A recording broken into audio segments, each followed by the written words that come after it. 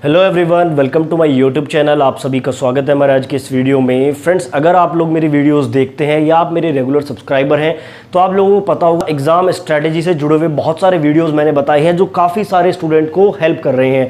तो आज के इस वीडियो में मैं बात करने वाला हूँ कि एग्जाम के टाइम पर आपको किस तरह से कॉन्फिडेंस लेवल बना के रखना है। देखिए, होता क्या है, यहाँ पर कई बार मेरे सब्सक्राइबर ने पूछा है कि सर एग्जाम टाइमिंग पे बहुत ज़्यादा पैनिक हो जाते हैं, बहुत ज़्यादा घबराहट होती है, क्वेश्चन को अटेम्प्ट नहीं कर पाते हैं। तो उस टाइम पर कॉन्फिडेंस लेवल को किस तरह से आप बना के रख सकते हैं। कुछ ऐसी बातें मैं आपको बताऊंगा, कुछ ऐसी गलतियां जो स्टूडेंट करते हैं एग्जाम से पहले या फिर एग्जाम देते टाइम। तो अगर आप इन गलतियों को अवॉइड करेंगे और जो टिप्स मैं आपको देने वाला हूं अगर आप उनको फॉलो करेंगे तो एग्जाम देते टाइम आप पूरे कॉन्फिडेंस में रहेंगे। क्वेश्चंस देखिए बहुत ज्यादा सही होते हैं जब आपका कॉन्फिडेंस लेवल हाई होता है। अगर आप पैनिक हो जाते हैं तो कई बार उन क्वेश्चन को भी आप गलत कर देते हैं जो बहुत ही ईजी रहते हैं। फ्रेंड्स, वीडियो में आगे बढ़ने से पहले मैं आप लोगों को बता दूं, टेक्स्ट बुक का जुलाई मेगा सेल ऑफर चल रहा है। यहाँ पर आप ईयरली टेक्स्ट बुक का पास खरीद सकते हैं मात्र 299 रुपए में। लेकिन अगर आप यहाँ पर मेरा कूपन कोड यूज करते हैं EG10 तो आपको यहाँ पर 10% का एक्स्ट्रा डिस्काउंट मिल जाएगा और यही ईयरली पास आपको 270 रुपए में मिल जाएगा। अगर आप ग्रुप डी, NTPC या किसी भी गवर्नमेंट एग्जाम के लिए प्रिपरेशन कर रहे हैं तो डिस्क्रिप्शन में मैं डिटेल्स दे रहा हूँ, वहां से लिंक पर जाकर आप जो है इसको बाय कर सकते हैं। तो चलिए स्टार्ट करते हैं आज का वीडियो। देखिए, यहाँ पर जो है हमारा आज का टॉपिक है keep these things in mind during exam, यानी कि कुछ बातें आपको अपने माइंड में रखनी होगी जब आप एग्जाम देते हैं। सबसे पहली प्रॉब्लम यहाँ पर स्टूडेंट की आती है कि लो कॉन्फिडेंस ड्यूरिंग एग्जाम। जब वो पेपर देने जाते हैं, एग्जाम सेंटर में बैठते हैं, जैसे ही उनका वहां पर लॉगिन होता है तो बहुत ज्यादा पैनिक हो जाते हैं, घबराहट होती है, काफी सारी बातें उस टाइम पर माइंड में आती हैं। तो सबसे पहले मैं आपको बता दूं, एग्जाम टाइम पर अगर आपका कॉन्फिडेंस लेवल लो है तो उसके 5 कारण यहां पर हो सकते हैं। सबसे पहला और सबसे बड़ा जो कारण होता है वो होता है लैक ऑफ प्रैक्टिस, यानी कि अगर आपने प्रैक्टिस बहुत कम की है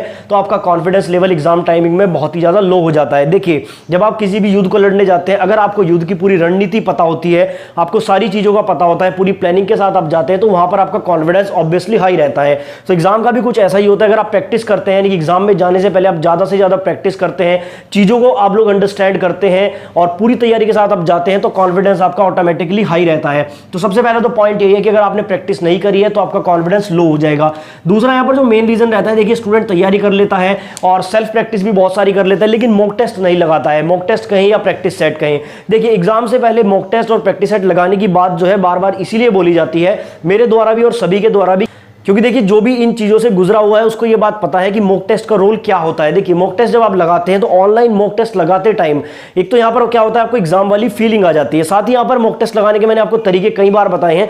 जब भी आप मॉक टेस्ट लगाएं आप बिल्कुल एग्जाम वाली फीलिंग के साथ लगाएं, सारी चीजों को अवॉइड करके आप इस तरह से मॉक टेस्ट लगाएं कि जैसे आप एग्जाम हॉल में ही बैठे हुए हैं। देखिए, जब आप एग्जाम की फील पहले ले लेते हैं और फिर जब आप एग्जाम देने जाते हैं तो वहां पर आपको घबराहट नहीं होती है, क्योंकि आपको पता होता है कि किस तरह से लॉगिन करना है, लॉगिन करने के बाद कैसे क्वेश्चन खुलते हैं, क्वेश्चन को सेव कैसे करना है। कई बार स्टूडेंट को यही पता नहीं होता है कि कौन सा क्वेश्चन उसने सेव किया है, कौन सा क्वेश्चन उसने रिव्यू के लिए रखा है। तो ये सारी चीजें आपको पता होनी चाहिए। कहने का मतलब है कि पूरी तैयारी अगर आपको करनी है तो मॉक टेस्ट यानी कि एग्जाम की जो प्रैक्टिस है वो मॉक टेस्ट से आपको जरूर करनी चाहिए। उसके बाद नेक्स्ट पॉइंट होता है don't know the exam pattern. अब देखिए, स्टूडेंट क्या करते हैं, यहां पर मॉक टेस्ट भी लगा लेते हैं, कई बार आप जो है स्ट्रेटेजी को फॉलो नहीं करते हैं। देखिए, जो कंटेंट आपको यूट्यूब पर मैं प्रोवाइड करा रहा हूं, जो स्ट्रेटेजी की वीडियो में बनाता हूं, जनरली आपको कोई भी ये वीडियो बनाकर नहीं देगा। यहां पर मैं आपको बिल्कुल अंदर की बातें बताता हूं। देखिए, एग्जाम पैटर्न को समझने से मेरा क्या मतलब है, जब आप एग्जाम देने जाते हैं तो वहां पर क्या होता है, आपका एग्जाम सेट करने वाला पर्सन होता है, जो कंडक्टिंग एजेंसी होती है, उनको पता होता है कि स्टूडेंट को किस तरह से कंफ्यूज करना है, किस तरह से यहां पर कंपटीशन लेवल को लो करना है। वहां पर क्या करते हैं, देखिए जिस टाइम पर आपका एग्जाम होता है वहां पर क्वेश्चंस को इस तरह से अरेंज किया जाता है कि स्टार्टिंग में कुछ क्वेश्चन ऐसे दे दिए जाते हैं जो आपसे सॉल्व नहीं होंगे। जैसे ही आप उन क्वेश्चन को सॉल्व नहीं करेंगे आपका मोरल डाउन हो जाएगा, आपका कॉन्फिडेंस लेवल डाउन हो जाएगा और वहीं से आप लोग जो है डाउन होना स्टार्ट हो जाएंगे, यानी कि आपकी जो मेरिट है उसमें आप डाउन होना स्टार्ट हो जाएंगे। तो यहां पर होता क्या है कि आपको एग्जाम पैटर्न को थोड़ा सा समझना होगा, इसके बारे में अभी मैं आगे आपको बताऊंगा।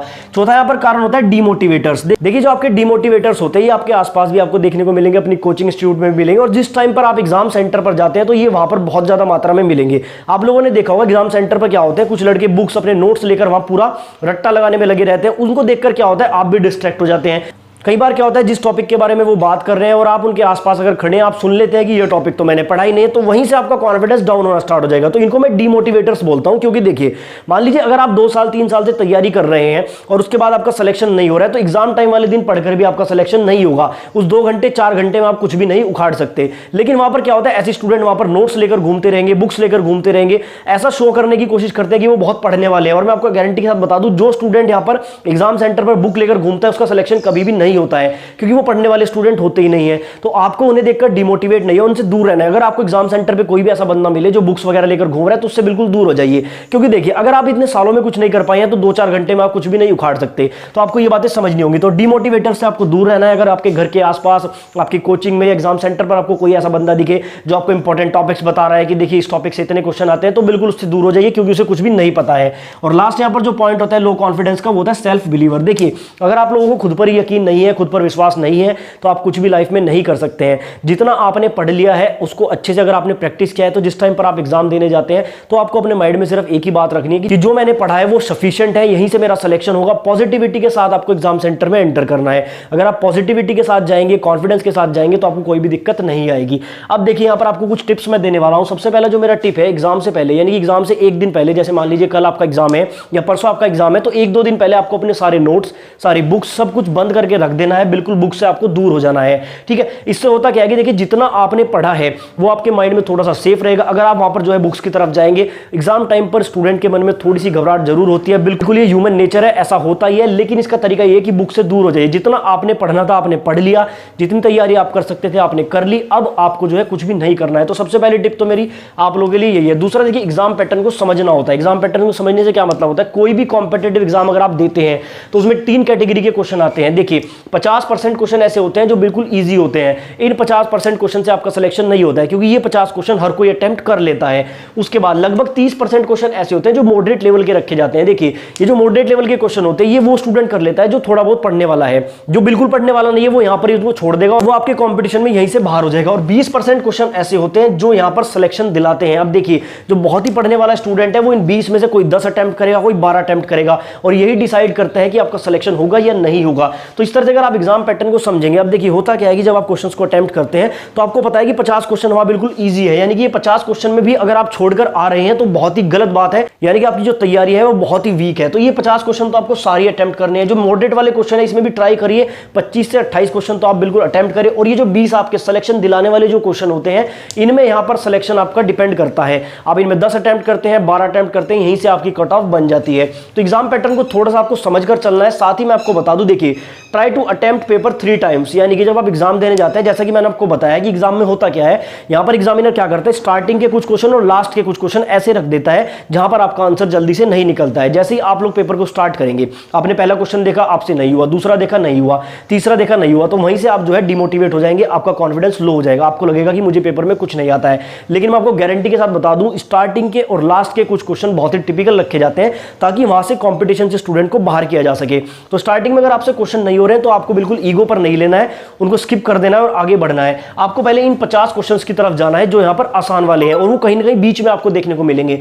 तो आपको क्या करना है, अगर कोई क्वेश्चन स्टार्टिंग में नहीं हो रहा तो उसको छोड़ देना है और आपको डिमोटिवेट बिल्कुल नहीं होना है। अब देखिए जब आप पहली बार पेपर को अटेम्प्ट करेंगे, यानी कि फर्स्ट टाइम जब आप अटेम्प्ट करेंगे, तो सबसे पहले आपको ये 50 क्वेश्चन वहां पर फाइंड करने हैं। आपको देखना है जैसे ये क्वेश्चन आपसे हो रहा है आपको एकदम क्लिक करना है, आगे बढ़ना है। उसके बाद क्या करना है, जब आप सेकंड अटेम्प्ट लेंगे, यानी कि सारे क्वेश्चन, यानी कि 100 क्वेश्चन का अगर आपका पेपर है, 100 क्वेश्चन देखने के बाद आप फिर से स्टार्टिंग से आएंगे। स्टार्टिंग में आने के बाद आपको ये 30 क्वेश्चन वहां पर फाइंड करने हैं, यानी कि 30% क्वेश्चन जो आपके मॉडरेट लेवल के होते हैं वो आपको फाइंड करने हैं। मैं गारंटी के साथ आपको बता दूं, अगर फर्स्ट अटेम्प्ट में आपका पहला क्वेश्चन नहीं हो रहा है तो यहां पर 90% चांस है कि दूसरे या तीसरे अटेम्प्ट में वो क्वेश्चन सॉल्व हो जाता है, क्योंकि कुछ चीजें यहां पर माइंड में थोड़ा सा लेट क्लिक करती हैं। तो आपको क्या करना है, सेकंड टाइम जब आप क्वेश्चन पेपर को अटेम्प्ट करेंगे तो ये 30 क्वेश्चन आपको फाइंड करने की कोशिश करनी। फाइंड करने से मेरा मतलब ये नहीं कि आपको ढूंढने हैं, फाइंड करने से मेरा मतलब है कि आपको उनको सॉल्व करने की कोशिश करना है। और तीसरे अटेम्प्ट में आपको इन 20 क्वेश्चन पर फोकस करना है जो आपका ज्यादा टाइम लेते हैं, यानी कि टाइम कंज्यूमिंग क्वेश्चंस होते हैं, और टाइम कंज्यूमिंग क्वेश्चन ही आपको सिलेक्शन दिलाते हैं। तो देखिए लास्ट में जितना टाइम आपके पास बचता है उस टाइम में आपको ये क्वेश्चंस अटेम्प्ट करने हैं। तो ये होता है एग्जाम को अटेम्प्ट करने का एक सही तरीका। कम से कम 3 बार आपको एग्जाम अपना अटेम्प्ट करना ही चाहिए। उसके बाद चौथा पॉइंट है अवॉइड द डिमोटिवेटिंग क्वेश्चंस। तो ये मैंने आपको बता दिया है, स्टार्टिंग के जो क्वेश्चंस होते हैं वो आपको डिमोटिवेट करने के लिए रखे जाते हैं। कुछ क्वेश्चन लास्ट में भी ऐसे रखे जाते हैं, तो उनको आपको अवॉइड करना है। अगर क्वेश्चन सॉल्व नहीं हो रहा तो एकदम से उसको छोड़ देना है। यानी कि जो आप पहला अटेम्प्ट लेंगे उसमें आपको टाइम बिल्कुल भी ज्यादा नहीं लेना है हर क्वेश्चन पर, फटाफट से क्वेश्चन को पढ़ना है और स्किप कर देना है। अगर सॉल्व हो रहा है तो कर लीजिए। और लास्ट पॉइंट है यहाँ पर गेस द आंसर टेक्निकली। देखिए होता क्या है कि कई बार स्टूडेंट कम क्वेश्चन अटेम्प्ट कर पाता है तो लास्ट में वो सोचता है कि मैं कुछ क्वेश्चन में तुक्का लगा दूं। लेकिन देखिए तुक्का लगाने के भी 2 तरीके होते हैं। एक तो तुक्का लगाया जाता है जो नौसिखिए द्वारा लगाया जाता है, जिसमें आप जो है अंदाजे से कोई भी आंसर टिक कर सकते हैं। और दूसरा यहाँ पर तुक्का लगाने का होता है जिसको टेक्निकली बोलते हैं, यानी कि थोड़ा सा टेक्निकली सोचकर अगर आप तुक्का लगाएंगे, गेस करेंगे, तो वहां पर आपका क्वेश्चन ठीक होने के ज्यादा चांसेस होते हैं। अब ये टेक्निकली तुक्का कैसे लगाया जाता है ये मैं आपको एक सेपरेट वीडियो में बताऊंगा। सिर्फ आपके लिए मेरा एक सजेशन है कि कभी भी अननोन तुक्का ना लगाएं, यानी कि अंदाजे से भी कोई भी तुक्का ना लगाएं। अगर क्वेश्चन आप 50 अटेम्प्ट कर रहे हैं, 60 अटेम्प्ट कर रहे हैं, आपको टेक्निकल मेथड नहीं पता है तुक्का लगाने का, तो आप उसमें तुक्का ना लगाएं। बाकी एक वीडियो में आपको तुक्का लगाने की एक बहुत ही अच्छी ट्रिक भी बताने वाला हूं, जहां से आपके लगभग 60 to 70% चांसेस रहते हैं कि जो आपने आंसर टिक किया है वो सही होता है। अगर आप लोग कमेंट बॉक्स में कहेंगे तो मैं वो वीडियो भी बना दूंगा। तो ये आज के मेरे कुछ टिप्स थे आप लोगों के लिए, जिससे आपका कॉन्फिडेंस लेवल भी हाई रहता है। एग्जाम के टाइम पर क्या क्या गलती आपको नहीं करनी है, उम्मीद करता हूं ये सारी चीजें आपको समझ आई होंगी। आप इसका स्क्रीनशॉट भी ले सकते हैं। ठीक है, मैं थोड़ा सा साइड हो जाता हूं। और अगर आपको वीडियो पसंद आया तो आप वीडियो को एक लाइक जरूर करें। चैनल पर आप लोग नए हैं तो चैनल को सब्सक्राइब करें।